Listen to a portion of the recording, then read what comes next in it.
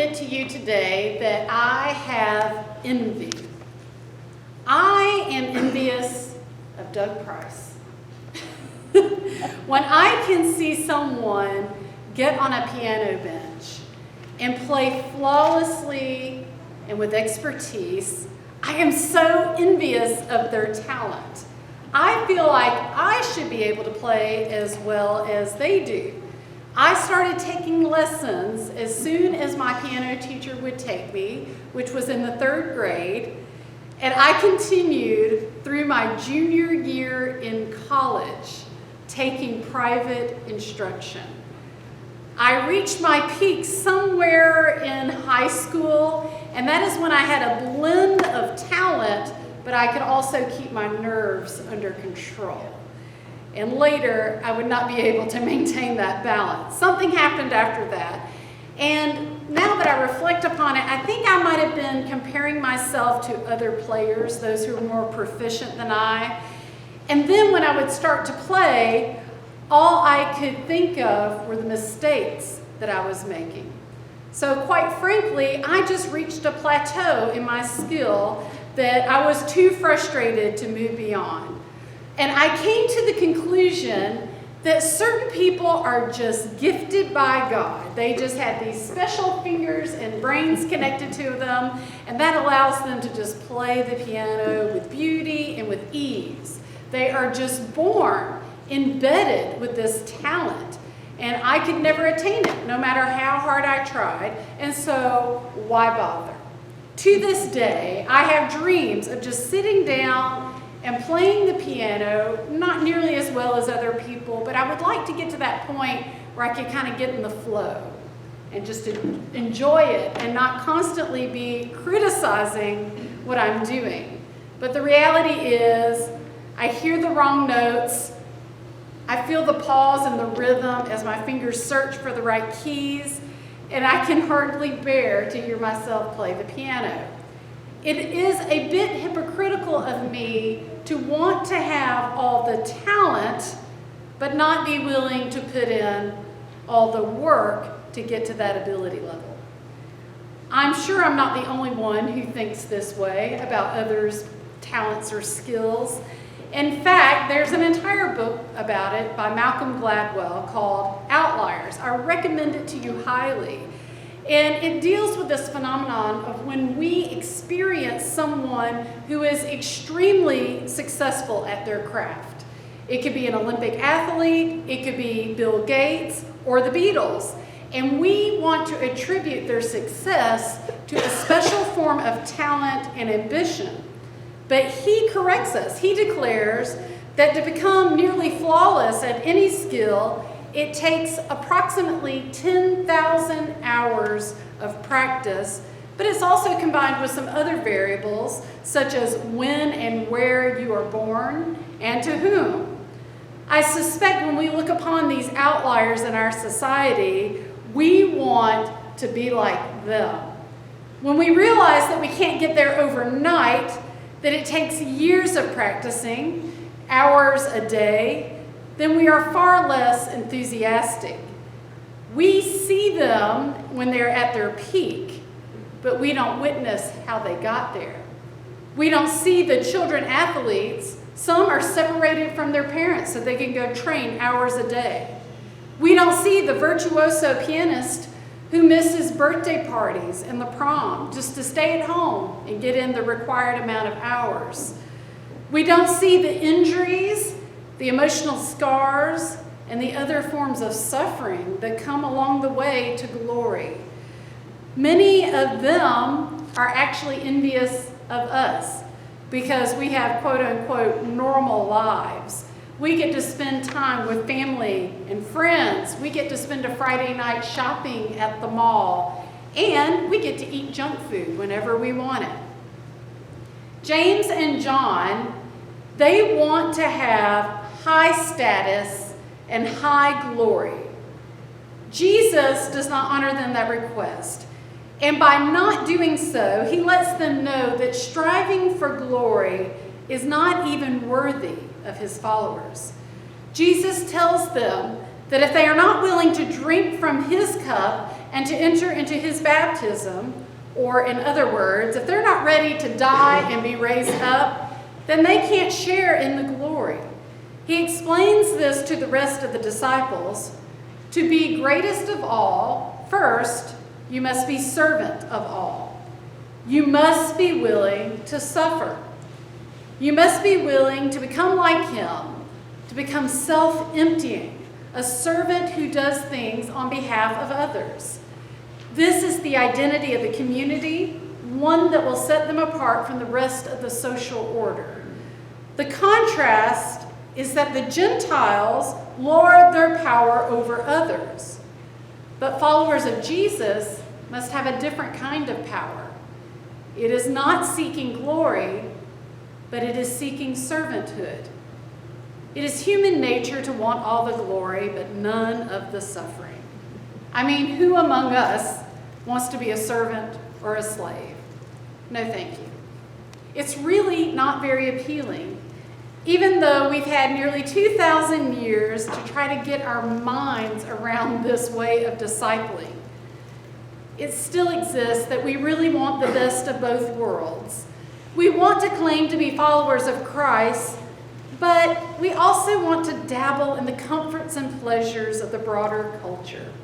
I'm not indicting you because I openly declare that there is much about that kind of life that appeals to me. And let me tell you, suffering is way down on the list. Now, I want to do my fair share of discipleship, but I really want to do it on my terms.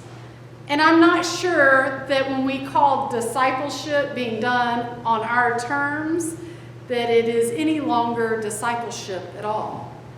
We want to do our part to contribute to our community in countless ways, but I'm not sure that my eyes are open to the myriad ways that I really could be a servant. And quite frankly, I don't know that I want my eyes open, or if my eyes are open, I don't know that I really want to see it. First, I am blind. I am blind to the needs around me. And second, if I do happen to see them, that I'm usually on my way someplace else, and I really just can't be bothered to stop, to listen, to care.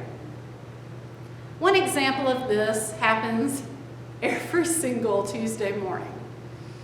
I get in my car, and I'm usually in a great big rush to make it to Lexington to meet with a group of fellow clergy women as we engage in spirituality in a small group setting.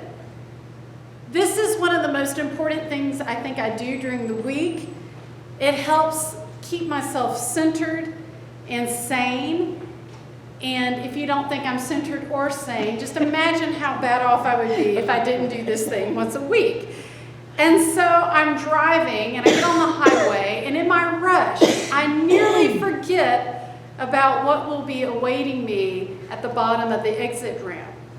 Every Tuesday morning, I think it's the same homeless vet with the same homemade cardboard sign asking for any form of help.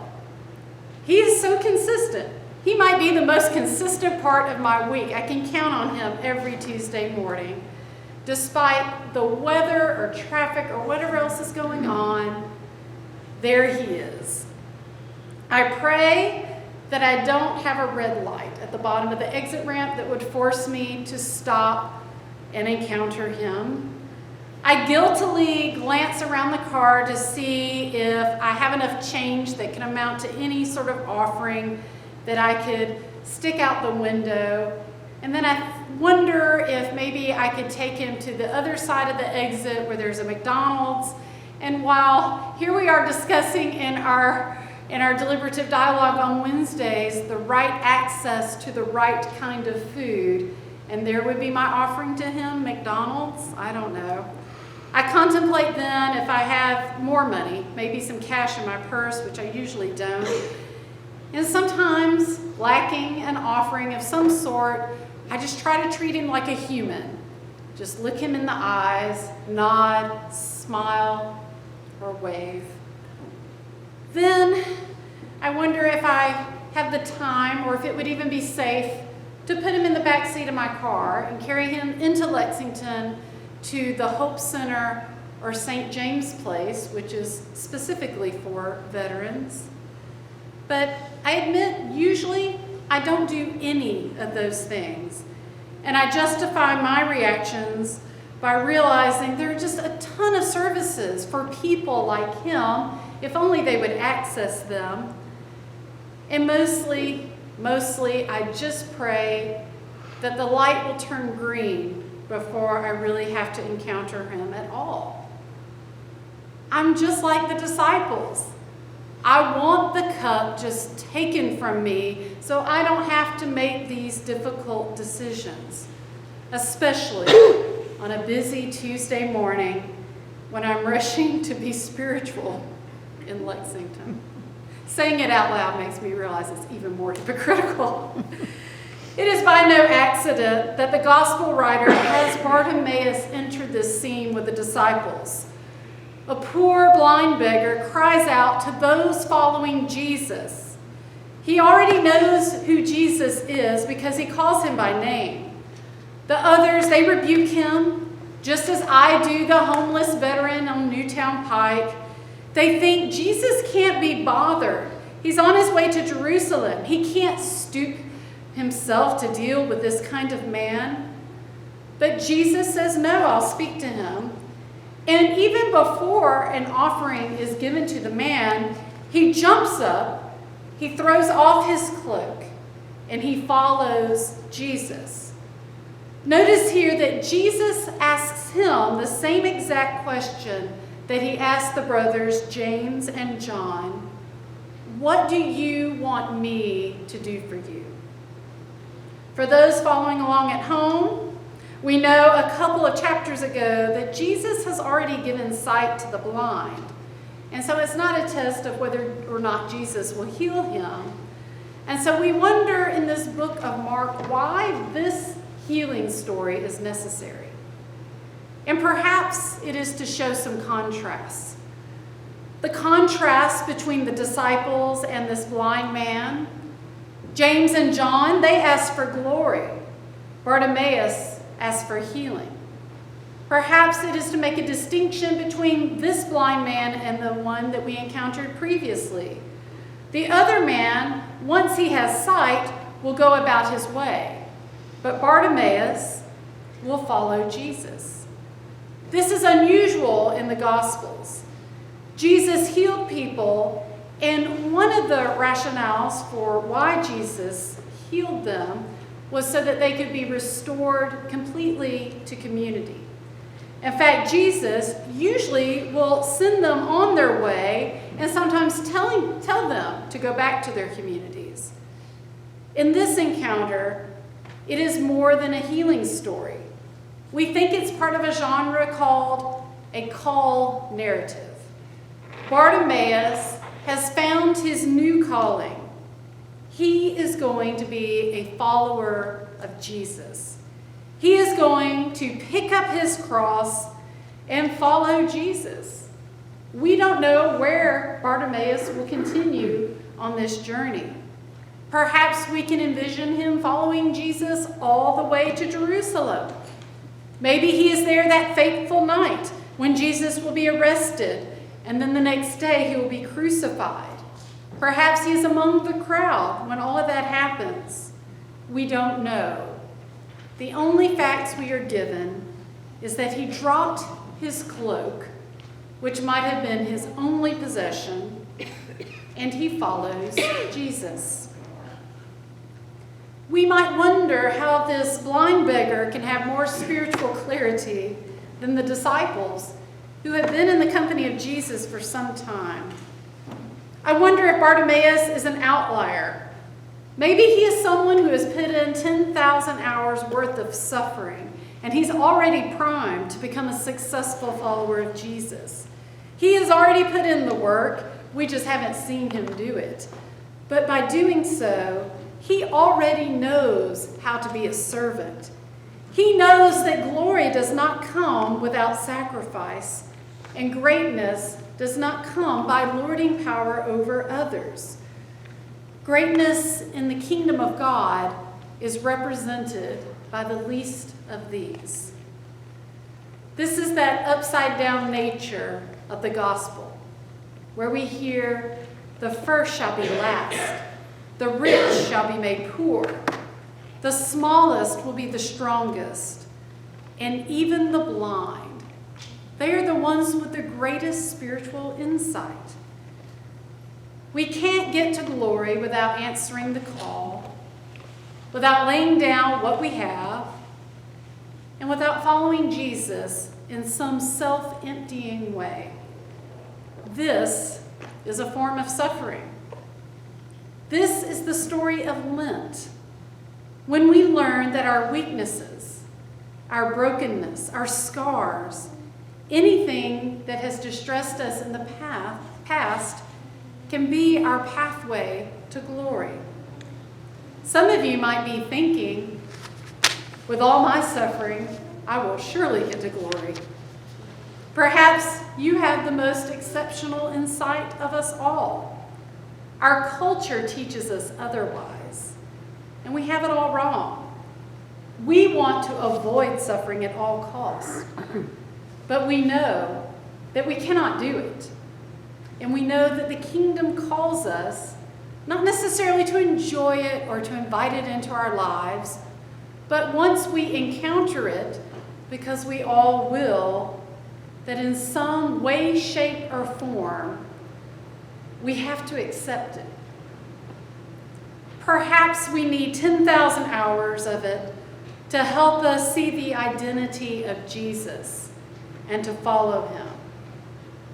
May you and I both become outliers so that we can see and accept the kingdom of God when it is in our midst.